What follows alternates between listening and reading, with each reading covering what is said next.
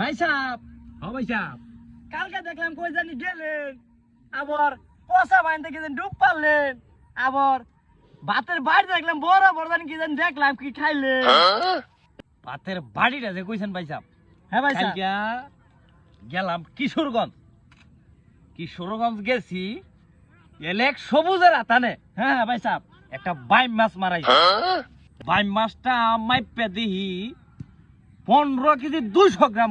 সর্বনাশ। পরে বাইম মাছটা আমি দাদা নাতিন হোটেলে রান্দাইছি।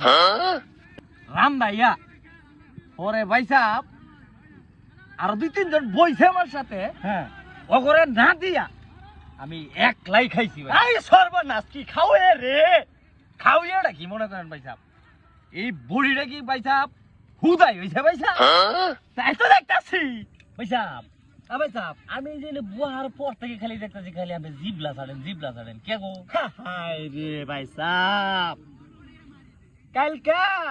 কালকা গেছিলাম ওই টাঙ্গাইল। ওই সব। টাঙ্গাইল যাইয়া টাঙ্গাইলের সেরা চমচমি, হ্যাঁ, 2.5 কেজি ওজনের ভাই সাহেব একটা চমচমি ভাই সাহেব। ওই সর্বনাশ, ওই চমচমিটা নয়ে বইয়ে খাইয়া পরে আইছি। ওই সর্বনাশ, আমার কাছে মন হইতাছে আমি অহন ওটা ছাড়তাছি। ওই সর্বনাশ, ওই সর্বনাশ, কেমন স্বাদ বুঝেন তেলে ওটার মধ্যে?